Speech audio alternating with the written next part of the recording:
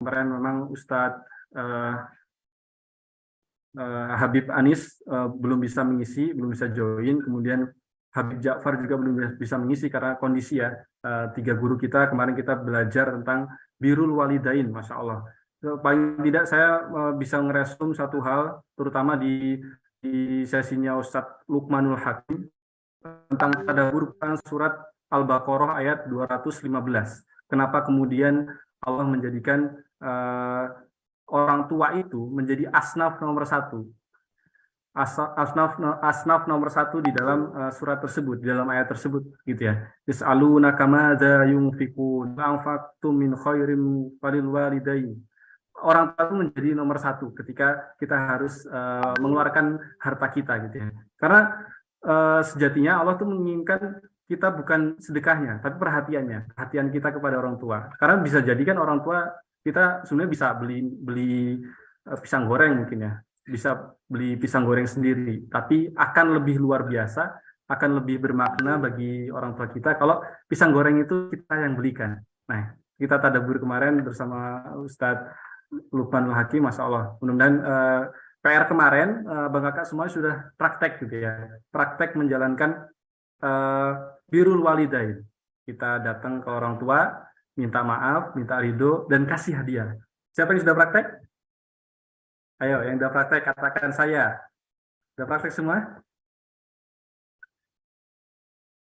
Masya Allah. Baik, insya Allah pada malam hari ini kita akan menyambung, insya Allah ya, kita akan menyambung materi kita berikutnya, yaitu tentang niat. Nah, karena ini penting, sesuatu yang bisa membuat hal yang besar menjadi kecil, dan membuat hal yang kecil menjadi besar, yaitu niat.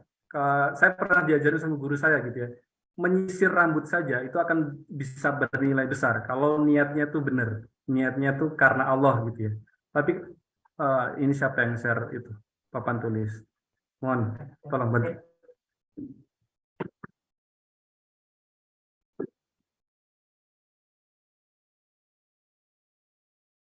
Afan, Bang Kakak Bunda. Ini Kak Sanan Nabila. Mohon jangan mainkan whiteboard-nya. Oke. Akan sesuatu yang bernilai, sesuatu yang kecil akan bernilai besar itu karena niatnya. Kayak tadi misalnya contoh menyisir ya, menyisir rambut kita. Kalau niatnya karena Allah itu akan bernilai baik, bagus gitu. Tapi kalau niatnya nyisir rambut itu karena cewek, ya mungkin hanya itu saja yang didapatkan. Nah, insya Allah kita akan belajar malam hari ini tentang niat dari perspektif syariat seperti apa gitu ya. Kita akan sama-sama dengarkan bersama Tuan Guru Ustadz Abdul Somad. Baik, mari kita awali dengan membaca doa tolabul ilmi, Rabbi zidni ilman, warzuqni fahman. Kita baca di Quran Surat Al-Ma'idah ayat 114. Allahumma Rabbana anzil alaina ma'idatan minas sama takunu lana 'idan li awwalina wa akhirina wa ayatan minka warzuqna wa anta khairur raziqin. Baik, saya ingin cek sebentar.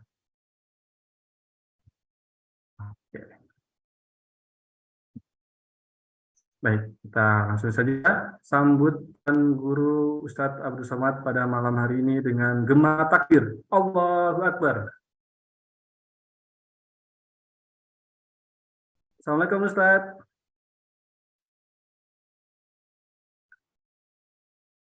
Baik, Masya Allah. Insya Allah pada malam hari ini temanya tentang niat, Ustaz. Baik. Pencerahannya. Baik. Bismillahirrahmanirrahim. Assalamualaikum warahmatullahi wabarakatuh. Alhamdulillah wassalatu wassalamu ala rasulillah wa ala alihi wa sahbihi wa man tabi'ahu wa mawalah. Bang Alvin Firdaus, abang, kakak, bapak, ibu, adik, sahabat hijrah bersama Ustadz Abdul Somad yang dimuliakan Allah subhanahu wa ta'ala. Tema kita malam ini adalah the power of niat, kekuatan niat. Orang yang tidak bertuhan, ateis, dia akan berkata begini, tetapkan targetmu, maka alam akan membantu. Jadi mereka yang tidak percaya ada Tuhan, ada yang maha kuasa, ada yang maha mengatur, ada yang menciptakan, bagi mereka Alam ini muncul dengan sendirinya. Makanya kalau dia sukses, dia akan sangat sombong karena tidak ada Tuhan. Kalau dia gagal, dia akan bunuh diri. Karena kesalahan itu dilimpahkan kepada dirinya.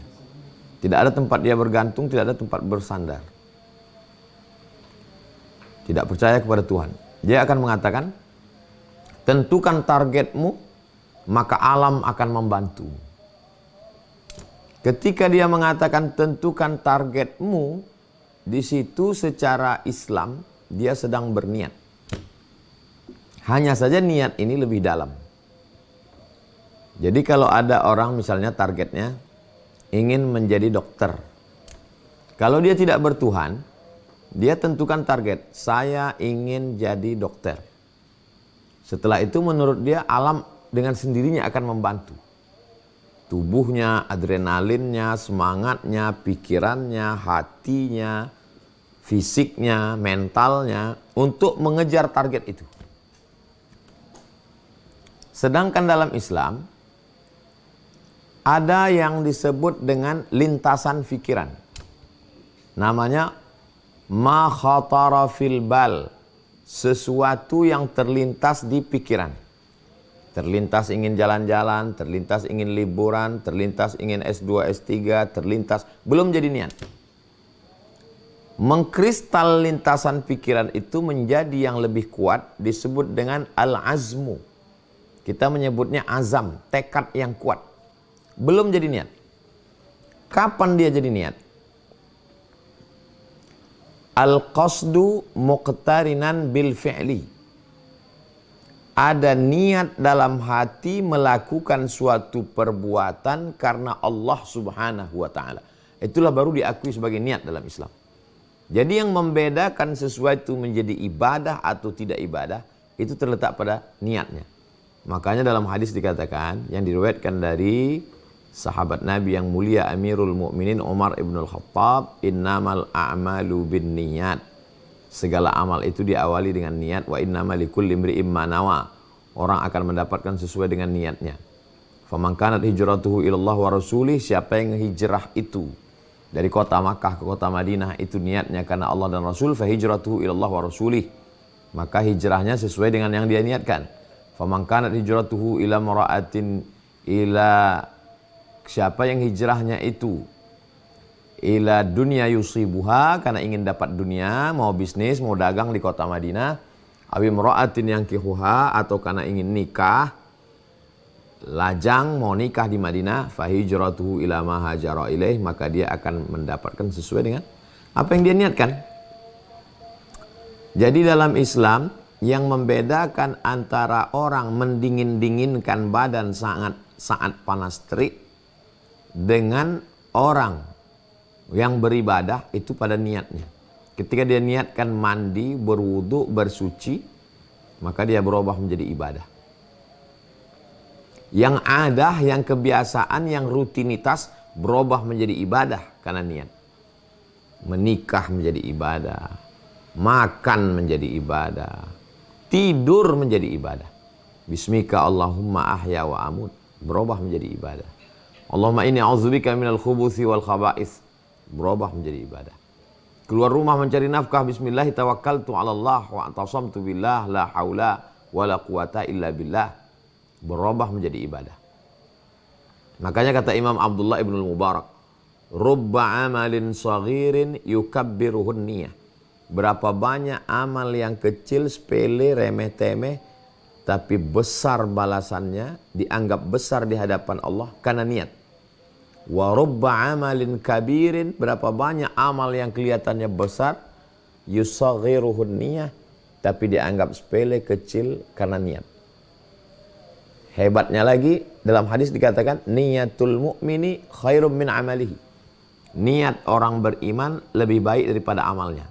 Kok bisa niat lebih baik daripada amal? Karena amal bisa disusupi, dirasuki riya, pamer. Niat tidak bisa dirasuki riya. Berapa banyak orang mendapatkan pahala dari niat? Orang yang tidur malam, berniat tahajud, tertidur sampai azan subuh, maka tidurnya itu sodakoh. Dia dapat sedekah dari Allah tidurnya itu. Dan pahala tetap dapat. Tapi tetap dengan ketulusan. Tidurnya jam 10, jam 11. Tidak main handphone, tidak main gadget, tidak karena bola. Bukan tidurnya memang sengaja. Kalau Pulau Sumatera jam 5 azan subuh, tidur jam 4. Itu namanya sengaja meninggalkan subuh. Memang betul-betul ada niat mau sholat, tiba-tiba tertidur karena satu dan lain hal. Maka tidurnya itu sedekah dari Allah Subhanahu Wa Taala. Dan pahala sholat tahajudnya tetap dia peroleh. Ada seorang yang divonis kena penyakit mah. Kemana-mana bawa tas laptop isinya roti gabin, roti gandum.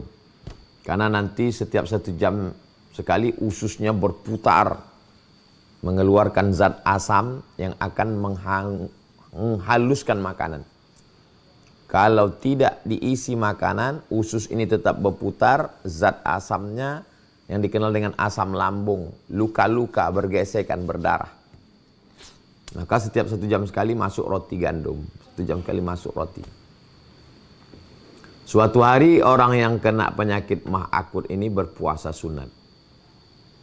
Ketika dia berpuasa, berawal dari puasa Ramadan, lulus, puasa sunat 6 hari di bulan Syawal, sehat, tidak kembung, tidak asam lambung. Dia heran, dia tanya dokternya.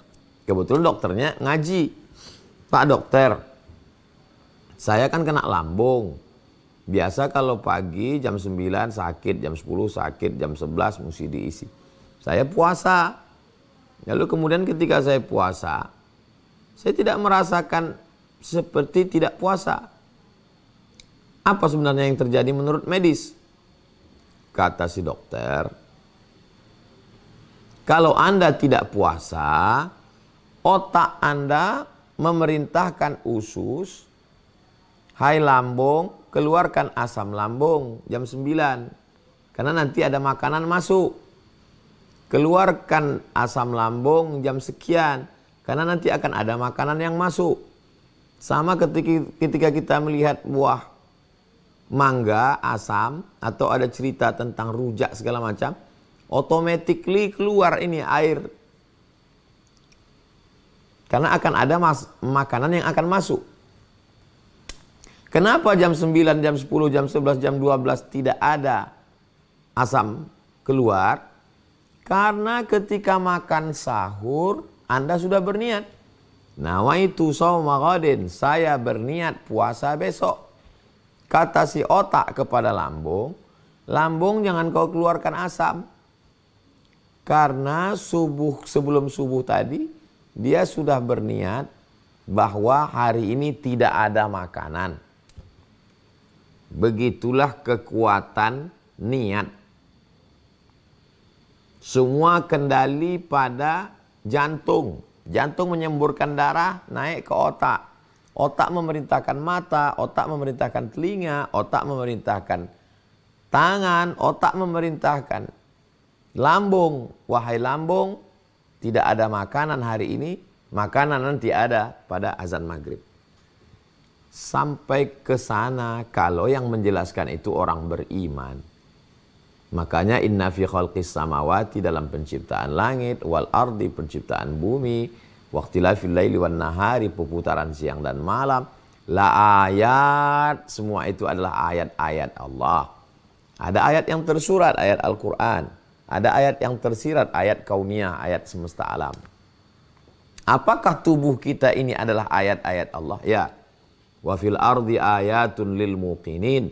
Di bumi ini ada ayat-ayat Allah, tanda-tanda kebesaran Allah bagi orang yang yakin, yang beriman. Wa fi anfusikum, pada dirimu, afala tubsirun, mengapa kamu tidak memperhatikan, merenungkan, mempelajari, memikirkannya? Di dalam dirimu pun juga ada ayat-ayat Allah Subhanahu wa taala.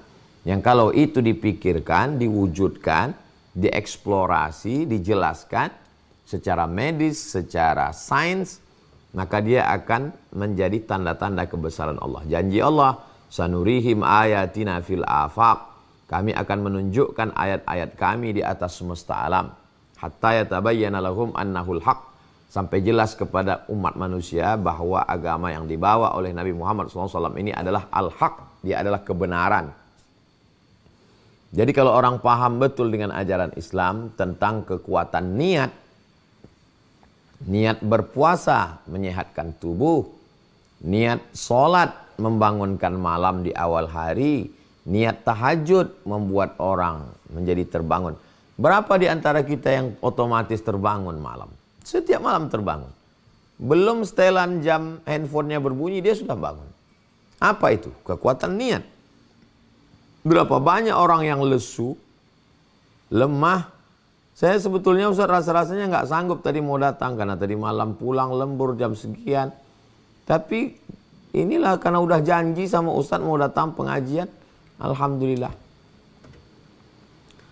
Ustaz Abdul Somad, jarak dari ibu kota provinsi ke kabupaten tempat saya pulang kemarin malam itu 7 jam naik mobil. Jembatan turun naik sampai kabupaten itu disebut dengan negeri 1000 parit.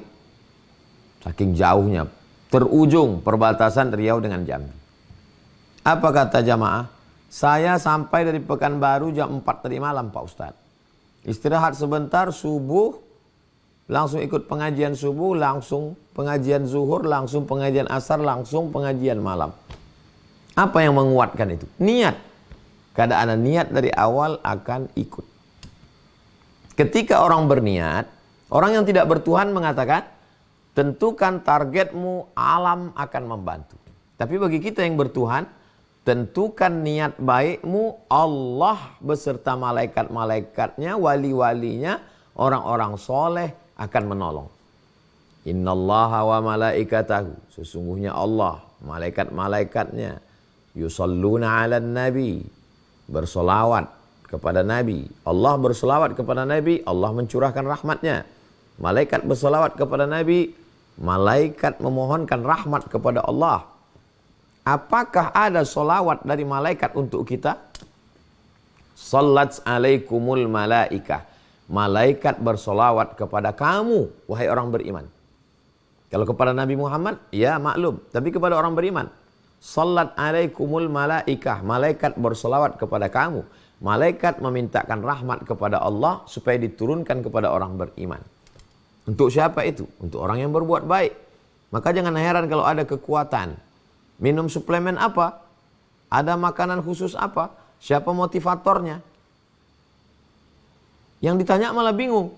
Makanan biasa, minuman biasa, motivatornya tidak ada. Lalu kekuatannya dari mana? The power of niat. Kekuatan niat. Apa sebetulnya niat itu? Bagi kita yang memang dari kecil sudah dibiasakan niat. Usolli fardal maghribi salasa raka'atin adaan ma'muman lillahi ta'ala. Itu lafaz niat. Itu lafal niat. Niat itu adalah bahwa saya beramal karena Allah. Di mana letaknya niat? Mahallun niyati al-qalbu. Tempat niat itu ada di dalam hati. Lalu kenapa mesti melafalkan niat? Karena boleh jadi hati ini berbolak-balik, lupa, lalai, silap, bercampur aduk, bingung. Maka dikuatkan dulu dengan lisan. Baru dia setelah kuat, baru dia dihunjamkan di dalam jantung. Itulah niat. Apakah niat hanya pada niat sholat, niat puasa, niat haji, niat umroh, niat bayar zakat? Niat pada semua amal. Wa ma umiru illa liya'budullah mukhlishina lahuddin.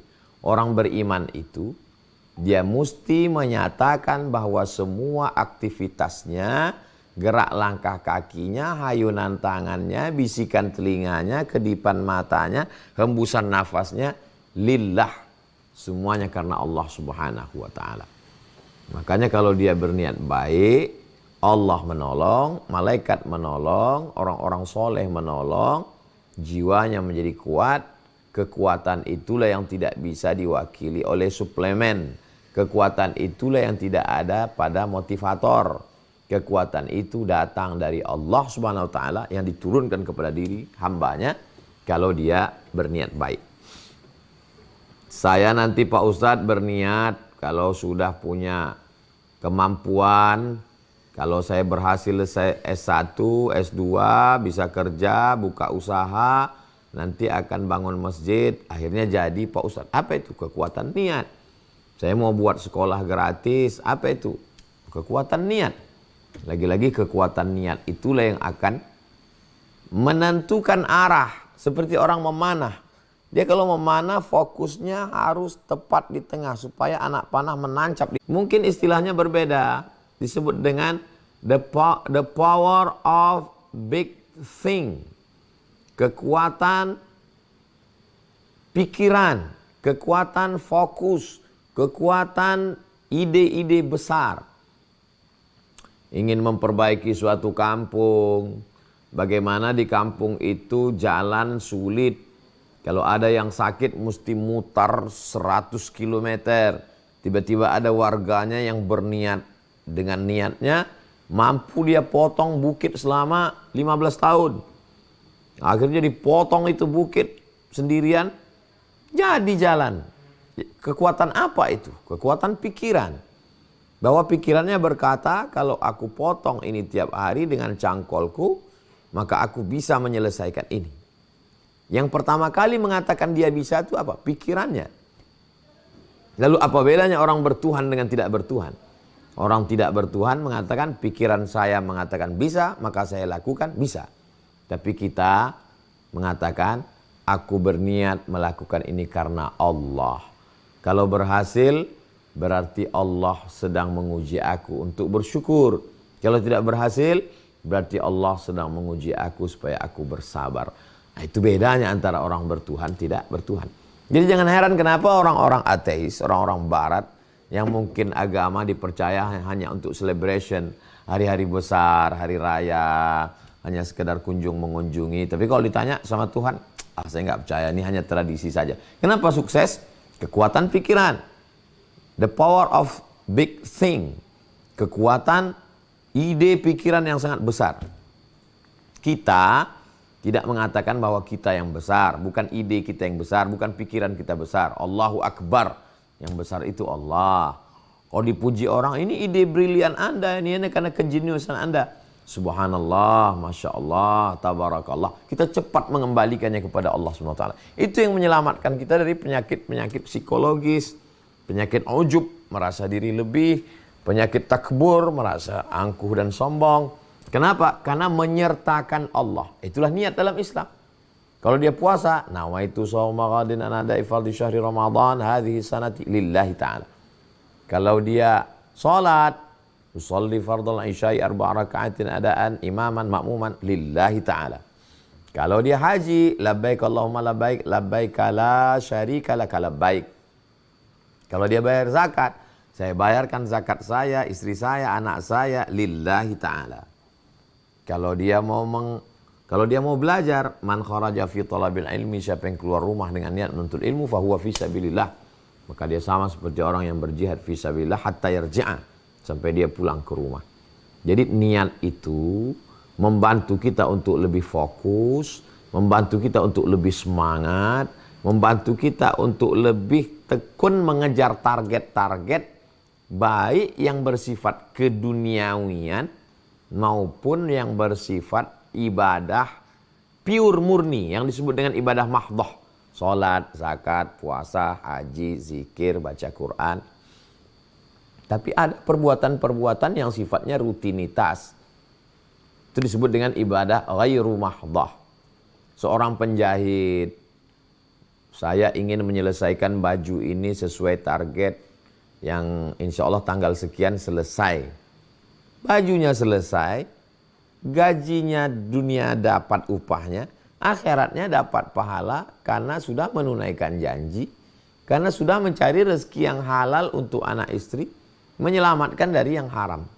Jadi dua-duanya dapat, fid dunya hasanah wa fil akhirati hasanah. Berdagang yang jujur, yang adil, yang amanah, dengan niat. Ini kalau berhasil akan bayar zakat, tijarah, zakat perniagaan, perdagangan. Maka dengan itu dia sudah menguatkan keyakinannya, sehingga dapat kita pahami bahwa antara orang yang beragama dengan tidak beragama, bertuhan dengan tidak bertuhan, Islam dengan tidak Islam, sama-sama ada tekad yang kuat dalam dirinya yang memotivasinya untuk sukses. Bedanya apa? Bedanya kita sebagai seorang muslim melibatkan Allah di dalam segala aktivitas kita, baik yang bersifat ibadah mahdoh murni maupun ibadah ghairu mahdoh yang tampaknya rutinitas sehari-hari, tapi dia bernilai ibadah karena ada niat di dalamnya, karena menyertakan Allah Subhanahu wa ta'ala. Hampir tidak ada manusia yang hidup tanpa aktivitas. Jadi begitu bangun pagi, ada program, mungkin orang menyebutnya program. Apa program kamu hari ini? Ya saya bermalas-malasan aja lah. Mau baring-baring aja lah, mau mancing lah, mau jalan lah, mau main lah, mau ngobrol-ngobrol aja, mau kongko-kongko aja. Dalam Islam itu semua bernilai ibadah. Bagaimana kalau ada orang hanya duduk-duduk di rumah, minum teh, lalu kemudian ya baca-baca buku ringan, ibadah. Kenapa? Karena dengan itu dia meninggalkan perbuatan maksiat. Yang semestinya waktu yang diberikan Allah, space itu bisa diajak oleh teman-teman melakukan maksiat, tapi dengan dia duduknya mengasingkan diri, uzlah dari keramaian itu. Tapi kalau dia niatkan itu karena Allah, maka juga bernilai ibadah. Ibadah apa? Ibadah itu melakukan sesuatu, meninggalkan sesuatu. Yang ma'ruf dilakukan, yang mungkar ditinggalkan. Melakukan yang ma'ruf ibadah, meninggalkan yang mungkar juga ibadah. Ada kesempatan, uang ada, teman ada, waktu ada, badan sehat, kesempatan ada. Tidak dipakainya untuk melakukan perbuatan maksiat. Padahal orang seusia dia, setinggi jabatan dia, seperti kemampuan yang dia punya, sudah melakukan perbuatan dosa. Tapi dia bisa menahan. Itulah disebut dengan ibadah. Makanya ketika ada orang bertawassul kepada Allah dengan 3 jenis ibadah. Yang satu bertawassul, ya Allah, keluarkan aku dari gua batu ini karena aku berbakti kepada orang tuaku. Melakukan sesuatu. Yang satu lagi, aku sudah bersedekah. Melakukan sesuatu. Bedanya, yang satu melakukan sesuatu bersifat materi, uang. Yang satu melakukan sesuatu bersifat non-materi, kasih sayang. Menyayangi ayah, menyayangi ibu, bakti. Dua-dua ibadah. Materi, uang, infak, zakat, wakaf, sedekah. Non-materi, menyayangi orang tua. Yang satu lagi, bertawassul, aku tidak jadi berzina. Tidak jadi melakukan perbuatan dosa juga adalah ibadah. Dia niatkan karena Allah Subhanahu wa taala, bukan karena takut tertangkap, bukan karena takut hilang harga diri, tapi karena mencari ridha Allah Subhanahu wa taala. Ibtigha'a wajhillah, mencari kemuliaan dari Allah Subhanahu wa taala. Jadi niat ini baik dalam masalah agama, niat untuk berangkat haji. Ada satu kabupaten di Riau, termasuk kabupaten yang miskin. Tapi uniknya, anehnya, kabupaten ini menjadi jamaah haji umroh terbanyak. Itu nggak nyambung kalau dilihat dari ilmu ekonomi. Bagaimana mungkin kabupaten termiskin, jamaah hajinya terbanyak? Saya ngobrol-ngobrol dengan kepala daerahnya, gimana ceritanya Pak? Mereka kalau tanam padi, dia buat dua peta. Satu peta untuk makan dan sekolah anak, satu peta untuk berangkat haji. Kalau dia tanam kelapa, dia buat 2 peta. Satu peta untuk makan dan sekolah anak, satu peta untuk haji. Betapa kekuatan niat yang luar biasa. Kalau udah mau dekat-dekat musim haji, kita baca berita ada seorang pedagang kaki lima yang meluangkan uangnya sekian puluh tahun. Bahkan setahun lalu ada yang uangnya mohon maaf sampai dimakan rayap, akhirnya diganti. Itu apa yang membuat itu? Power of niat, kekuatan niat yang luar biasa. Jadi itulah perlunya kita berniat baik. Berpikir baik, mendengar yang baik, melihat yang baik, berniat baik, melakukan perbuatan baik. Kalau datang yang baik, seperti yang diniatkan, terwujud, bersyukur alhamdulillah. Sudah mendengar yang baik, berkata baik, berpikir baik, berniat baik, berbuat baik, datang yang tak baik, gagal, tak sesuai. Bersabar. Kedua-duanya ada balasan dari Allah Subhanahu wa taala. Semoga dengan pembahasan kita The Power of Niat malam ini, yang selama ini ragu-ragu dengan niatnya makin yakin. pasang niat baik. Yang selama ini niatnya hanya untuk dunia saja, sertakan Allah di dalam niat itu. Yang selama ini menganggap ada niat nggak ada niat sama aja, maka malam ini mindset cara berpikirnya berubah. Oh, ternyata ada kekuatan niat yang luar biasa. Saya kira sebagai pengantar dialog kita malam ini, demikian Bang Alvin Firdaus, saya kembalikan ke Bang Alvin. Jazakumullah khairan. Assalamualaikum warahmatullahi wabarakatuh. Waalaikumsalam warahmatullahi wabarakatuh. Saya sedikitnya mencatat tentang the power of niat ini, para jemaah sekalian. Tentang niat ini, Masya Allah, betapa banyak amal yang sepele tapi bernilai besar di mata Allah karena niat. Kemudian betapa banyak juga amal yang besar tapi bernilai sepele di mata Allah karena juga niat gitu. Niat yang terbaik pasti hanya karena Allah, dan niat itu dengan kita memiliki niat itu membantu kita lebih fokus baik untuk mengejar target-target kebaikan dunia yang bersifat keduniaan atau keakhiratan gitu ya. Baik, insya Allah Bang Akaya Bunda, berikutnya kita akan masuk ke sesi tanya jawab ya. Tapi sebelumnya saya izin satu dulu ya untuk bertanya kepada Ustadz.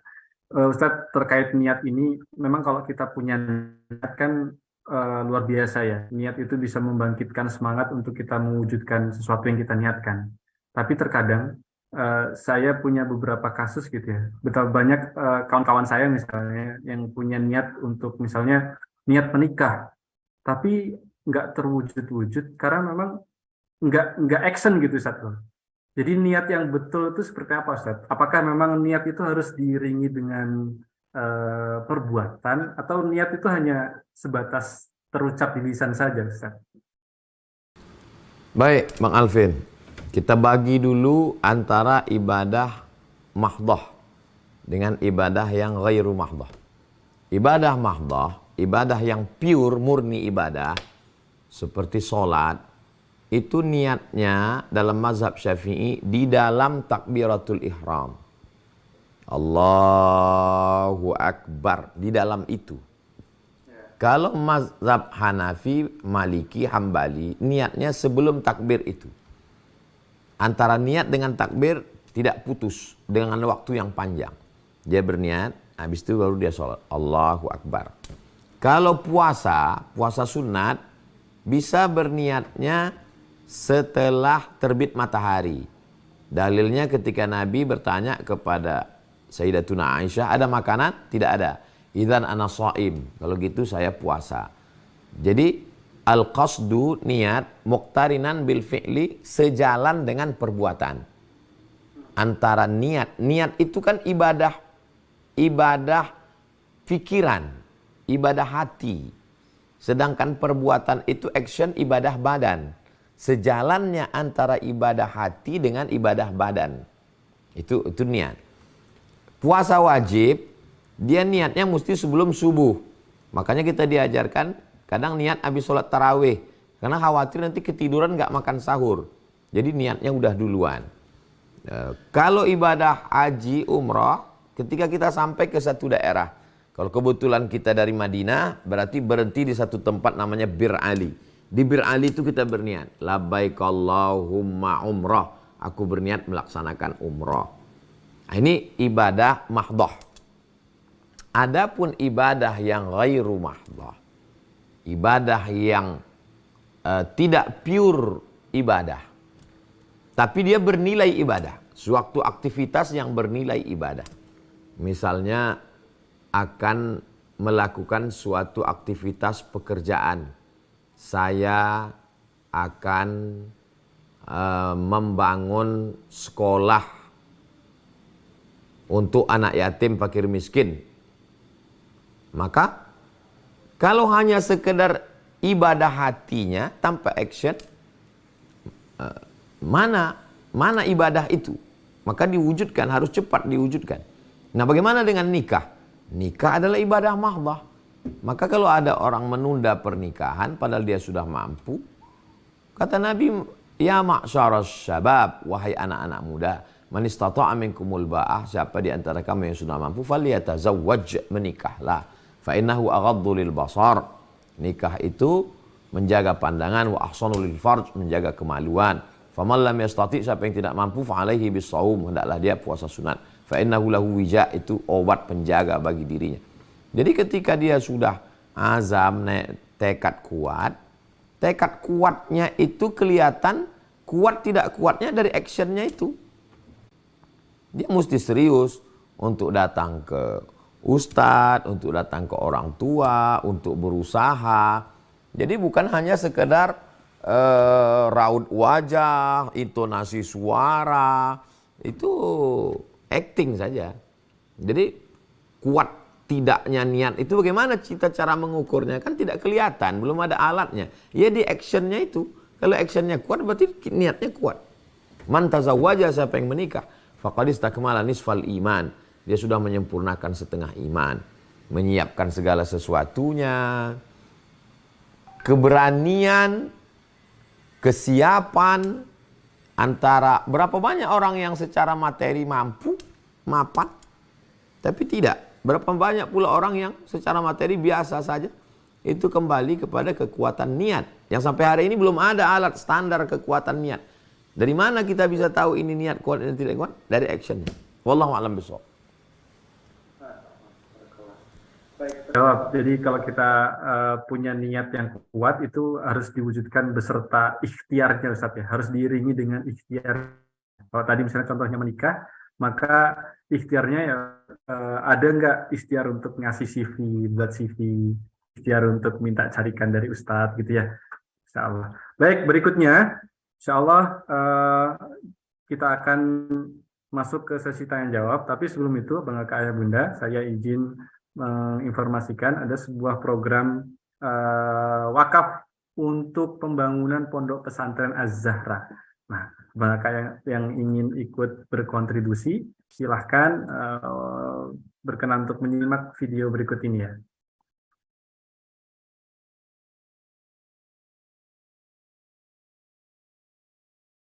Assalamualaikum warahmatullahi wabarakatuh. Uang yang kita cari, kita belikan ke rumah akan tinggal, diberikan kepada ahli waris. Lalu kemudian diberikan ke kendaraan, juga akan dijual, akan dibagi kepada ahli waris. Yang kekal abadi sampai hari kiamat adalah yang kita wakafkan di jalan Allah Subhanahu wa ta'ala. Tanah ini 1 meternya 100.000 rupiah. Jumlahnya lebih kurang 2 hektar. Di atasnya akan dibangun pondok pesantren. Anak-anak akan belajar pagi, petang, siang, malam menghafal Al-Quran. Kita mungkin bukan penghafal Quran. Kita sibuk. Tapi di tengah kesibukan kita akan mendapatkan amal jariah yang mengalir dari sejak mulai subuh sampai tengah malam. Al-Qayyis, orang yang cerdas, adalah mandana nafsahu, menekan hawa nafsunya, wa amila lima ba'dal maut, berpikir apa yang akan dia dapatkan setelah dia mati. Hanya dengan 100.000 rupiah 1 meter kita sudah menyelamatkan diri kita, mendapatkan amal jariah. Kita hadiahkan untuk almarhum ayah, almarhumah ibu, almarhum saudara, maka pahalanya pun akan mengalir. Sampai kapan? Sampai anak-anak santri tahfiz menghafal Quran, melanjutkan ke muridnya, sampai hari kiamat. Ma'akalta fa'afnaita, yang kau makan busuk. Wa malabista fa'ablaita, yang kau pakai lapuk. Wa matasaddaqta, yang kau wakafkan, itulah yang akan kau petik hasilnya untuk hari esok. Mari mengajak jamaah untuk berdonasi 100.000 per meter. Berkah selalu. Assalamualaikum warahmatullahi wabarakatuh.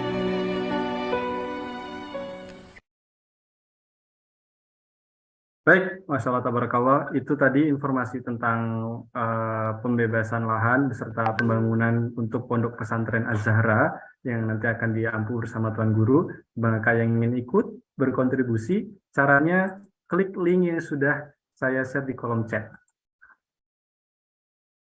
dukung.sidak.id/uas. Nah, silahkan diklik atau di-save dulu, disimpan di note-nya masing-masing gitu ya. Nah, saya sedikit demo tentang bagaimana caranya untuk bisa kontribusi. Maka nanti ketika ngeklik itu akan diarahkan ke sini. Arahkan ke laman Dukung.Sidak. Bagi yang ingin kontribusi langsung saja klik donasi sekarang. Nah, nominalnya silakan pilih. Saya misalnya pilih 500.000. Nah, nanti masukkan email, kemudian nomor HP. Bang Aka juga bisa tulis doa di sini, doa titipan, sampaikan doanya apa. Kalau sudah, nanti klik langsung di bawah ini, lanjutkan pembayaran. Nah, pastikan transfernya menggunakan 3 digit terakhir. 458 dimasukkan ke dalam nominal transfer supaya tercatat di dalam sistem begitu ya, karena ini sistemnya otomatis. Mudah-mudahan abang kakak yang malam hari ini ikut kontribusi, saya mendoakan ya, sebagaimana Nabi juga bersabda, kalau anak Adam itu meninggal dunia, idza matal insanu inqata anhu amaluhu illa min salasatin. Kalau anak Adam itu meninggal dunia, maka terputuslah semua amal kecuali 3 hal.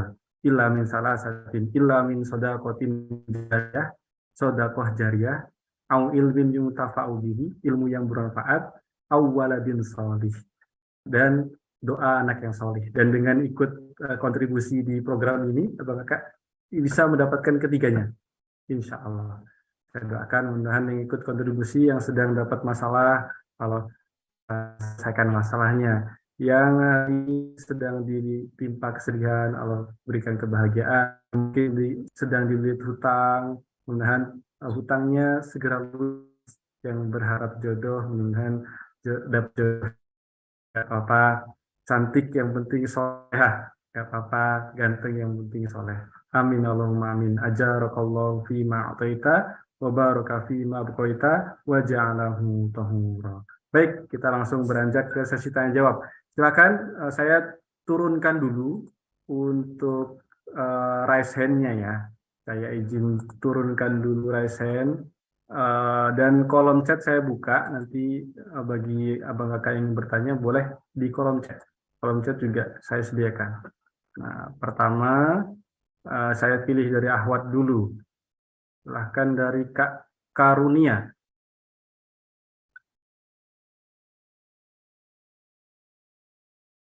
Silakan Kak, open mic-nya.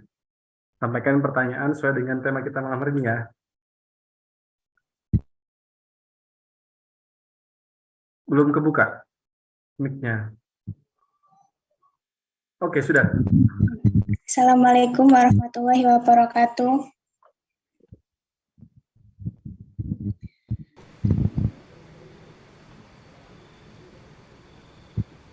Silakan Kak. Oh ya, kelihatan. Terima kasih sebelumnya karena saya sudah diberi kesempatan untuk bertanya. Karena dari kemarin sempat mengikuti, ingin bertanya tapi belum mendapat kesempatan. Terima kasih Pak Ustadz dan kakak-kakak semua.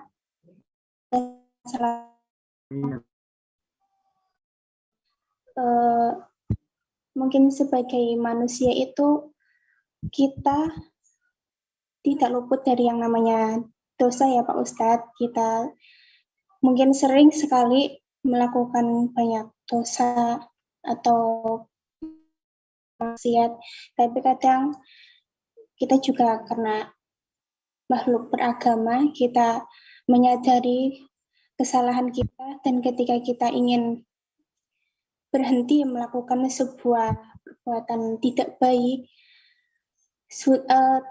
niat kita sudah ada niat untuk bertaubat gitu ya, tapi kadang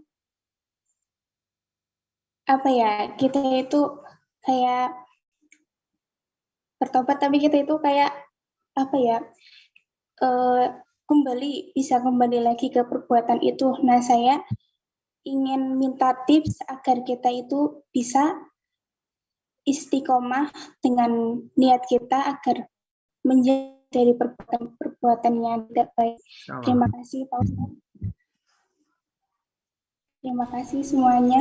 Wassalamualaikum warahmatullahi wabarakatuh. Waalaikumsalam warahmatullahi wabarakatuh. Baik, waalaikumsalam warahmatullahi wabarakatuh. Ada 4 kata Imam Abdullah bin Abbas, sahabat Nabi. Yang pertama, an-nadamu fil qalbi, menyesal dalam hati. Yang kedua, wal iqraru bil lisani, dinyatakan dengan lidah. Yang ketiga, wal itmaru alla ya'uda ilaihi abadan. Tekad yang kuat untuk tidak mengulangi perbuatan itu untuk selamanya. Ditambah lagi dalam hadis, wa atsbi'is sayyi'atal hasanata tamhuha. Iringilah dosa masa lalu yang kelam itu bil hasanati, dengan perbuatan hasanah yang baik-baik. Tamhuha, mudah-mudahan itu bisa menghapusnya. Maka janji Allah, illa man taba, orang yang bertaubat, wa amana, beriman dengan baik, wa amila amalan salihah, beramal soleh. Ulaika, mereka itu, yubaddilullahu sayyiatihim, dihapuskan Allah. Bukan sekedar dihapus, yubaddilullahu sayyiatihim, diganti Allah semua dosanya yang dulu itu hasanat, dengan kebaikan-kebaikan. Dianalisa dulu dosanya itu apa, lalu kemudian dicarikan obatnya. Dosanya narkoba, itu tidak selesai dengan sholat sunat taubat. Karena orang narkoba itu dia ketergantungan, diobati dengan pesantren khusus narkoba. Abah Anom almarhum di Suryalaya, pesantren khusus narkoba, Badan Narkotika Nasional, dengan psikolog. Jadi dilihat dulu dosanya apa. Ketergantungan itu tidak bisa diceramahi neraka, nggak bisa. Karena dia ada tahapannya. Apa dulu dosanya? Judi. Nah, berarti diobati dulu ini judi. Obat secara psikologis, obat doa. Kalau dia punya orang tua mendoakan anak, anak mendoakan orang tua. Nah, itu. Jadi secara medis diobati dengan medis, secara psikologis diobati secara psikologis. Doa, ikhtiar, semua usaha dilakukan. Allah menolong. Nasrum minallah wa fathun qarib. Pertolongan dari Allah. Disitulah kekuatan niat tadi. Kalau kekuatan niatnya kuat, azamnya kuat, maka insya Allah ikhtiarnya juga kuat. Kalau ada orang ngaku niatnya kuat tapi ikhtiarnya enggak, berarti bohong. Demikian, wallahu a'lam bishawab. Baik, terjawab Kak ya. Selanjutnya kita beranjak ke penanya Ikhwan. Saya hanya akan menunjuk yang open cam aja. Yang nggak open cam nggak saya tunjuk. Kameranya dibuka. Mas Agung Masih. Silakan. Open mic-nya.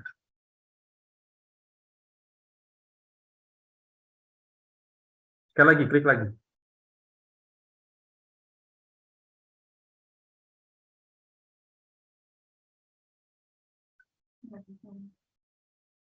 Mic-nya di tombol depan, Bapak. Nah, sudah. Terima kasih. Assalamualaikum warahmatullahi wabarakatuh. Bentar, dikecilin dulu volumenya, Pak. Yang satunya dijauhkan, Pak, dijauhkan.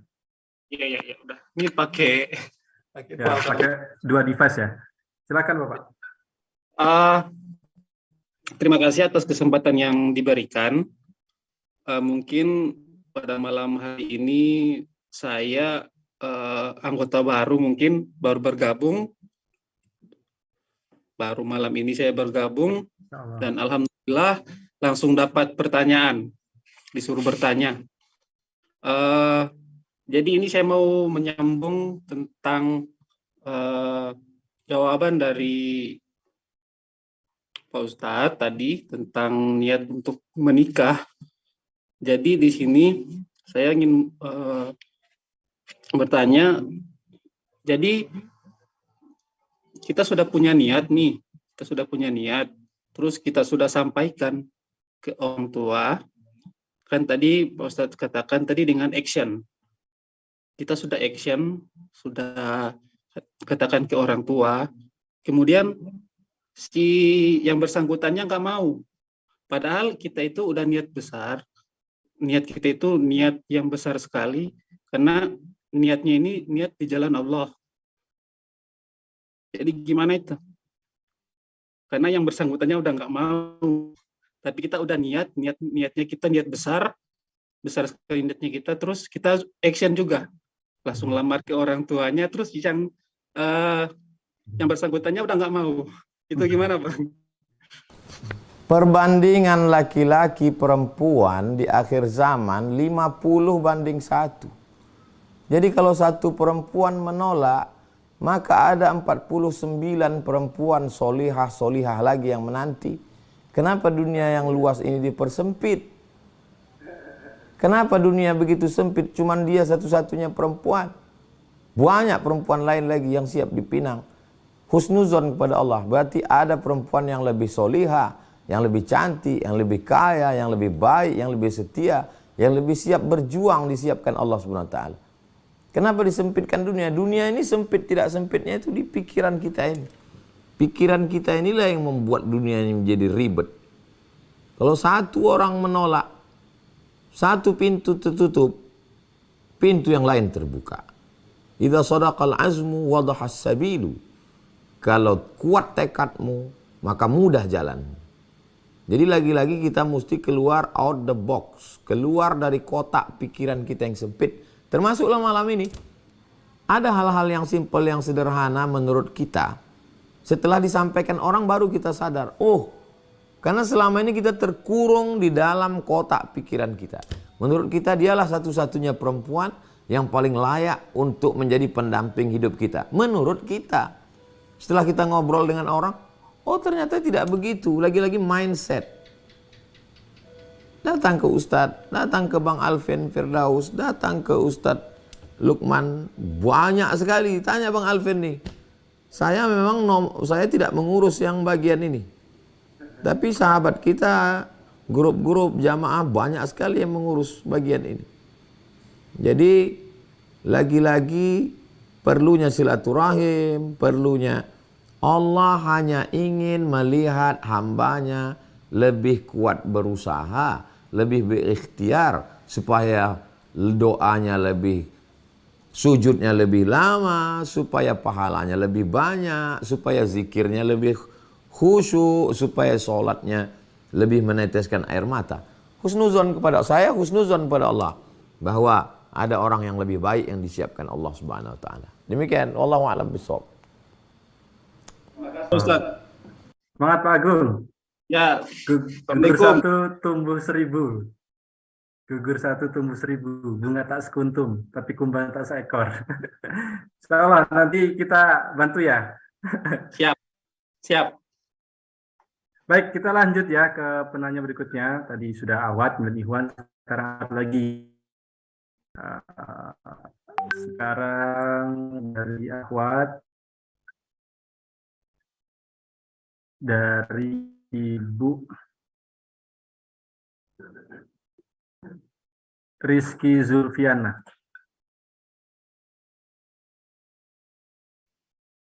Silakan. Baik, terima kasih Ustadz. Izin bertanya Ustadz. Jadi pertanyaan gini. Ini seorang perempuan yang pengen sekali ikut kajian. Nah, jadi kan kajian Ustadz ini ada kajian hari Rabu ya, Rabu subuh. Nah, pengen datang, tapi kajian itu kan kita sebaiknya kan datangnya jam 4 ya, karena kajian Ustadz itu setelah sholat subuh. Tapi saya belum mempunyai mahram. Nah, jadi kalau saya datang sendirian, saya juga takut. Dan saya juga ada teman. Namun teman saya ini ikhwan. Jadi saya sebagai perempuan merasa malu juga kan. Karena saya akhwat gitu. Pergi kajian bersama ikhwan. Sekalipun saya tahu beliau baik. Itu menurut Ustadz itu bagaimana ya niatnya? Niat saya itu memang pengen pergi kajian. Yakhluwanna rajulun ma'amra'atin illa ma'azi mahramin. Tidak boleh laki-laki perempuan tidak mahram berjalan berdua-duaan, musafir dan lain sebagainya. Perbuatan baik tidak merubah yang haram menjadi halal. Mengaji perbuatan baik. Berjalan laki-laki dengan perempuan jam 4 subuh perbuatan haram. Pengajian tidak merubah yang haram menjadi halal. Adapun kajian itu kalau signal bagus streaming. Kalau dalam keadaan tidak bagus, tetap diupload di channel Ustadz Abdul Somad Official. Jadi tidak ada alasan untuk tidak ngaji. Untuk Rabu subuh, cari pengajian yang dekat rumah. Nanti kalau streaming kebetulan ada, bisa diulang. Kalau diupload beberapa hari setelah itu, bisa ditonton ulang. Kajian kitab Riyadhus Shalihin. Demikian, wallahu a'lam bishawab. Baik, terjawab ya Kak ya. Nggak boleh yang bukan mahram berjalan berduaan, meskipun niatnya baik gitu saja. Berikutnya Ikhwan. Oke, Ikhwan, saya pilih.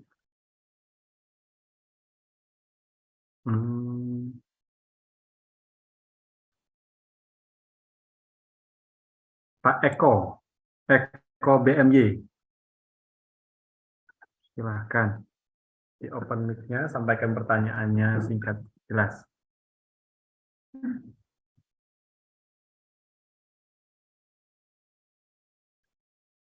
Sudah bisa Pak Eko? Oke, masuk Pak Eko.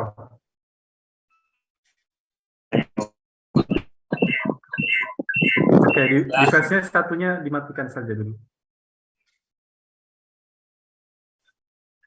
Nah, terima kasih Ustaz.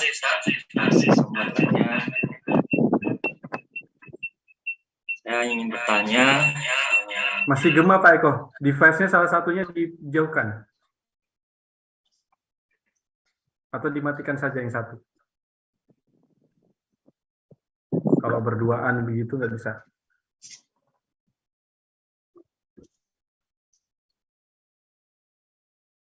Baik, terima kasih. Saya ingin bertanya mengenai ketika kita hendak mengikuti kajian, kemudian di tengah-tengah ada sesuatu yang menghalangi kita. Apakah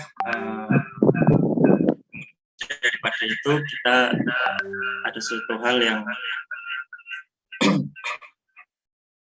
menghalangi kita, terus kemudian kita tidak jadi masih gema tuh Pak Eko, kurang jelas terdengar di sini. Tidak jadi menghadiri kajian tersebut. Apakah kita sudah terhitung dengan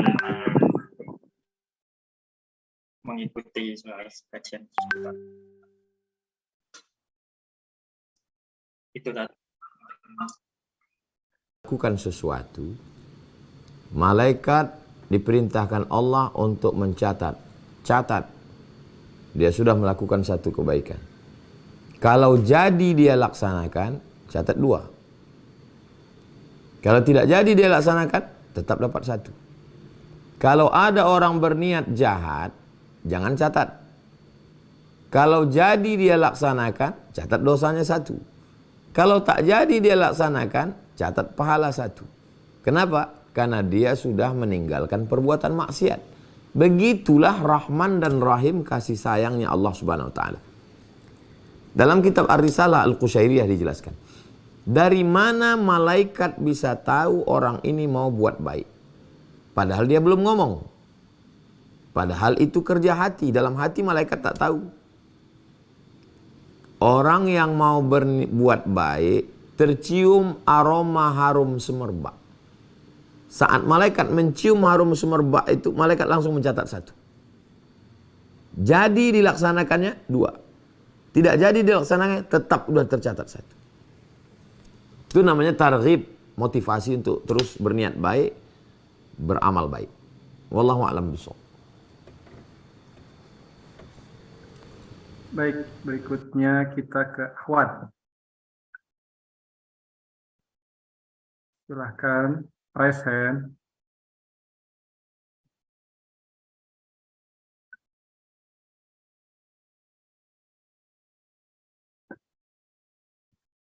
Oke, belum ketemu. Ahwat ada? Ibu Betty.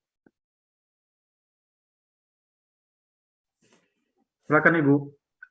Baik, makasih Kak Alvin. Assalamualaikum Pak Ustadz. Waalaikumsalam warahmatullahi wabarakatuh. Maaf Pak Ustadz, saya kan orang awam nih, jadi ingin bertanya, boleh tidak ibadah kita lakukan setiap hari itu pahalanya kita niatkan buat orang tua? Padahal kan kita belum tahu tuh ibadah kita diterima apa enggak. Terus lagi, niat sholat sunat bisa digabung-gabung nggak Ustadz? Misalnya sholat wudhu sama tahiyatul masjid, terus sholat taubat, gabung sama hajat sama istiqoroh. Gimana tuh Ustadz? Waalaikumsalam warahmatullahi wabarakatuh. Waalaikumsalam warahmatullahi wabarakatuh. Seorang anak yang melakukan perbuatan baik otomatis sampai kepada orang tuanya, walaupun tanpa dia sebutkan, ya Allah sampaikanlah pahala bacaan Qur'anku ini, sampaikanlah pahala zikirku ini, sampaikanlah pahala sodakohku ini, otomatis sampai. Tapi kalau untuk ke saya, jamaah yang tak ada hubungan darah dengan saya, bukan anak saya, bukan ayah saya, maka dia katakan untuk almarhum Ustadz Abdul Somad Al-Fatihah, Allahumma ausil sawaba ma qara'tuhu, sampaikanlah pahala bacaanku ini. Itu tentang hubungan dengan orang lain, bedanya dengan ayah kandung, ibu kandung. Kalau ada anak kandung, setelah membaca dia katakan sampaikanlah, tidak salah, baik. Tapi tanpa dia ucapkan pun sudah sampai duluan.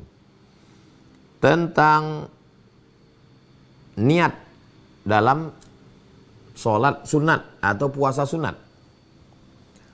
Orang yang masuk ke masjid, waktu tinggal 2 menit, cukup untuk 2 rakaat sholat. Maka dia sholat qobliyah saja. Qobliyah subuh, qobliyah zuhur, qobliyah asar, qobliyah maghrib, qobliyah isya. Dia sholat sunat qobliyah, automatically sudah dapat sholat tahiyatul masjid.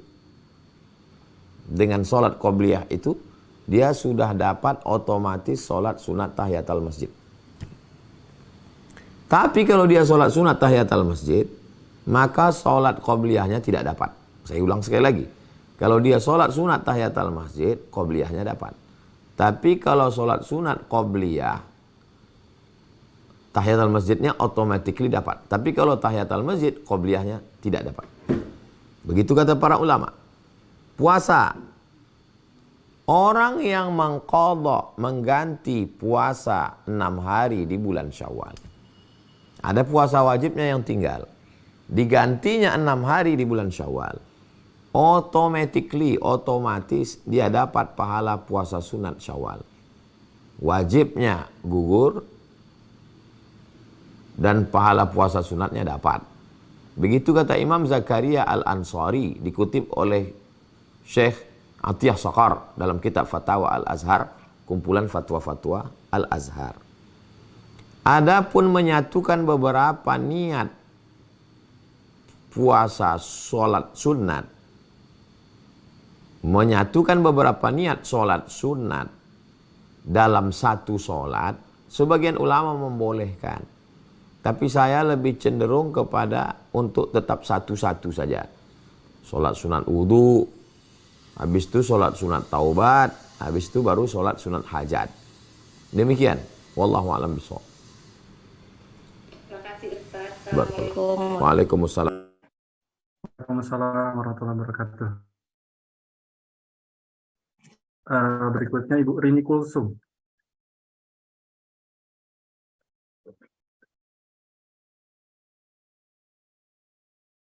Ibu Rini, silakan Ibu sampaikan pertanyaannya Ibu. Assalamualaikum warahmatullahi wabarakatuh.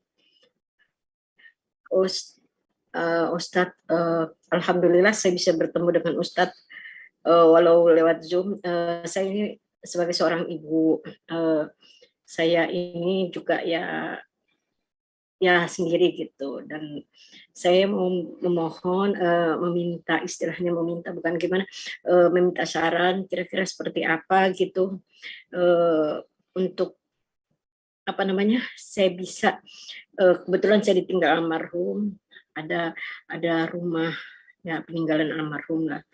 Nah, saya kepingin bagaimana kira-kira saya sudah berusaha dengan yang mungkin belum diinginkan dengan Allah. Saya sudah berusaha untuk menjual ke sana kemari, dan keinginan saya itu supaya bisa berhaji. Umur saya sudah 55 lah, ya bentar lagi. Nah, saya itu kepingin berhaji. Mungkin kalau untuk haji biasa sudah nggak mungkin lagi kan, ya karena faktor umur mungkin, dan itu pun berpuluh-puluh tahun menunggunya. Nah, saya menunggu kira-kira solusinya seperti apa. Kebetulan anak saya juga ada kuliah juga alhamdulillah di Mesir gitu. Waktu itu ada Ustadz datang ke Kalimantan Timur, anak saya waktu itu ada bersama Ustadz waktu itu. Ustadz, alhamdulillah dia kuliah di Al-Azhar, jurusan Sejarah dan Peradaban Islam.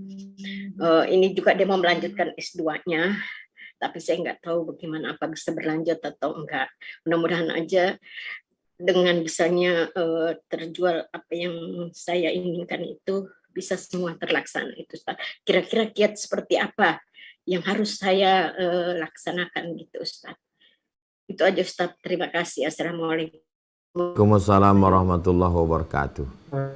Setiap malam kita dialog, itu tugas yang bertambah itu tugas Bang Alvin dan tim.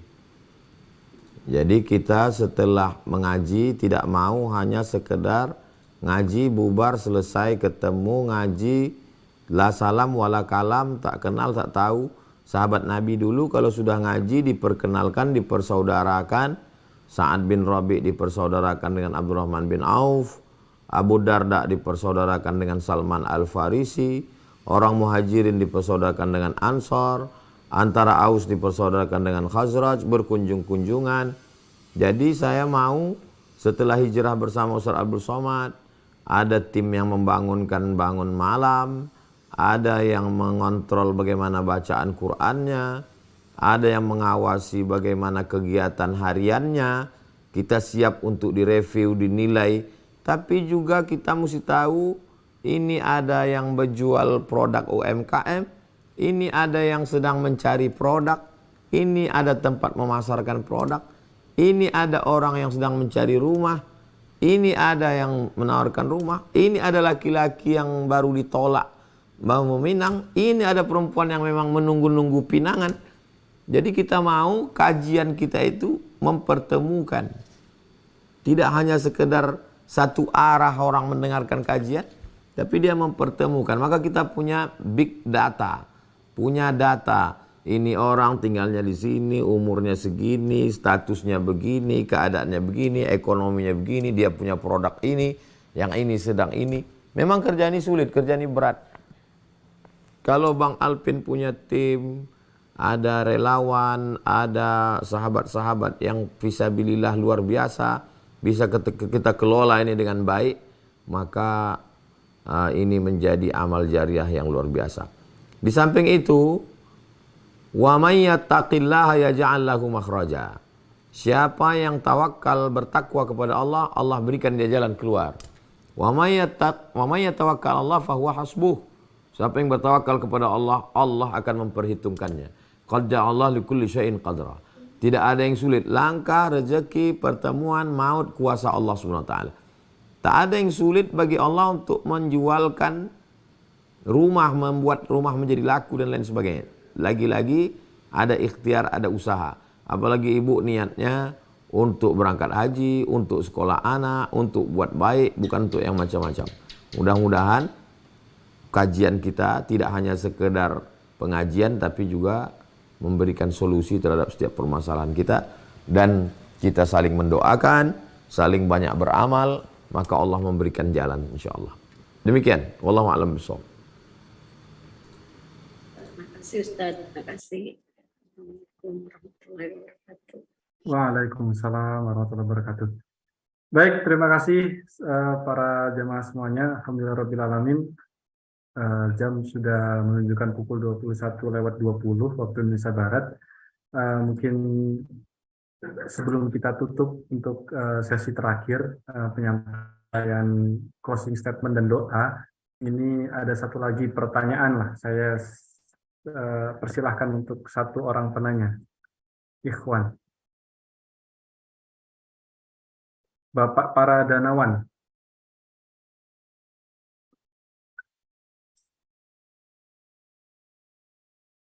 Open dulu mic-nya, Pak. Oke, sudah bisa? Nah. Terima kasih. Alhamdulillah, terima kasih Bang Vin sudah menunjuk saya. Assalamualaikum Ustadz. Assalamualaikum. Ya. Saya guru SD yang kebetulan saya bertugas mengajar siswa kelas 6 di sebuah sekolah dasar. Namun terkadang sering ada tugas-tugas di luar mengajar yang tentunya itu bisa mengganggu atau mengambil hak-hak jam belajar dari anak-anak. Nah, misalnya ada tugas dari kepala sekolah ataupun tugas-tugas yang lain. Bagaimana niat saya supaya tugas di luar jam mengajar itu bisa berbuah pahala, Ustadz? Mengingat itu sudah mengambil hak jam belajar murid-murid saya. Terima kasih. Wassalamualaikum warahmatullahi wabarakatuh. Waalaikumsalam warahmatullahi wabarakatuh. Tugas yang baik tidak menghalalkan perbuatan zalim. Meninggalkan kewajiban mengajar anak-anak yang sudah merupakan beban wajib.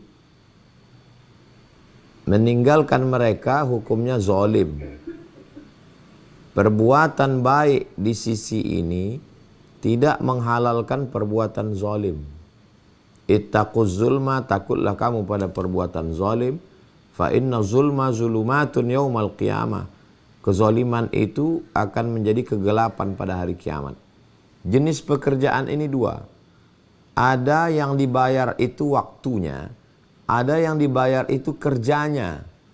Kalau jenis pekerjaan kita yang dibayar itu waktunya, dari jam 8 pagi sampai jam 4 sore, maka waktu itu tidak boleh kita pakai untuk yang lain. Pegawai-pegawai kantor, petugas-petugas yang dibayar oleh perusahaan, negara, APBD, APBN, yang dibayar waktunya dari jam 8 pagi sampai jam 4 sore, tidak boleh dia gunakan untuk yang lain. Karena dia digaji, dia makan uang negara, uang perusahaan untuk itu. Tapi ada jenis pekerjaan yang dibayar itu bukan waktunya. Yang dibayar itu adalah kerjanya. Kalau bisa kau kerjakan ini dalam 2 jam, maka waktu 8 jammu ini berarti yang 6 jam bisa dipakai untuk yang lain. Nah, itu yang dibayar itu bukan waktunya, tapi kerjanya. Saya tidak mau menjudge Bapak. Bapaklah yang berpikir sendiri apakah jenis pekerjaan Bapak yang dibayar itu waktunya atau kerjanya. Kalau yang dibayar waktunya, maka jangan gunakan waktu itu untuk yang lain. Tapi kalau dibayar kerjanya, asal sudah selesai tugas ini, silakan ke yang lain, maka manfaatkanlah waktu luang itu dengan banyak ibadah. Demikian, wallahu a'lam bishawab. Baik, alhamdulillahirrahmanirrahim. Berakhir pertanyaan tadi dari Pak Pradanawan, berakhir juga acara majelis kita pada malam hari ini. Kita bersama UAS untuk pekan kali ini dengan tema The Power of Niat. Nah, insyaallah Bapak Bunda tadi seperti yang disampaikan oleh Tuan Guru, jadi program ini sudah bersama UAS ini bukan hanya sekedar program yang menambah wawasan saja. Insyaallah beberapa program sudah kita siapkan seperti tadi yang beliau sampaikan bahwa kita ada Riyadhah Amal Yaumi ya, Riyadhah Amal Yaumi. Kemudian kita juga ada program tahsin Quran, kita belajar memperbaiki kualitas bacaan Quran. Kemudian juga program kantin, kajian rutin tiap hari Jumat. Silahkan Abang Kakak bisa ikuti semuanya. Nah, untuk program ta'aruf memang belum ada ya, ta'aruf belum ada. Bahkan kemarin ada program untuk memperkenalkan produknya masing-masing ya. UMKM yang punya produk untuk dipasarkan. Jadi insya Allah kita fasilitasi. Izin saja ke admin. Nanti kita posting di database kita. Kurang lebih jamaah yang sudah berhimpun di Hijrah Bersama UAS ini ada 10.000 ya, 10.000 jamaah. Nah, itu mudah-mudahan bisa membantu. Intinya selama itu dalam rangka ta'awanu 'alal birri wat taqwa, dalam rangka kebaikan, insya Allah kita saling tolong menolong gitu ya. Baik, terakhir Ustadz, mohon untuk sedikit closing statement, kemudian ditutup dengan dipimpin dengan doa Ustadz. Datang dari pandangan yang baik, pendengaran yang baik, inna sam'a, pendengaran yang baik, wal basar, pendengaran yang baik, pandangan yang baik, wal fuad, akan berubah menjadi niat yang baik. Setelah melihat yang baik, mendengar yang baik, berpikir baik, merenung baik, berubah menjadi niat baik. Niat baik kita lakukan, datang kebaikan sesuai yang dengan kita inginkan, berarti Allah ingin kita bersyukur. Setelah kita dengar baik, kita lihat baik, kita pun berniat baik, tidak sesuai dengan yang kita inginkan, berarti Allah ingin kita lebih berikhtiar supaya kebaikannya lebih banyak, dan Allah sedang menguji kesabaran kita. Tidak ada yang tidak baik dalam pandangan Allah, dan tidak ada yang tidak kuat kalau dia bersama Allah. Tidak ada yang mustahil kalau dia melibatkan Allah. Jadi senantiasa kita innallaha ma'as sabirin. Billah, lillah, subhanallah, alhamdulillah, Allahu akbar, tabarakallah. Ala hazin niat, untuk niat yang baik ini Al-Fatihah. A'udzubillahi minasyaitonirrajim. Bismillahirrahmanirrahim. Alhamdulillah rabbil alamin arrahmanir rahim maliki yaumiddin. Iyyaka na'budu wa iyyaka nasta'in ihdinas siratal mustaqim. Siratal ladzina an'amta 'alaihim ghairil maghdubi 'alaihim waladdallin. Amin. Allahumma shalli ala sayyidina Muhammad wa ala ali sayyidina Muhammad. Ya Rabbi bil Mustafa balligh maqasidana wa ighfir lana ma madha ya wasi'al karami.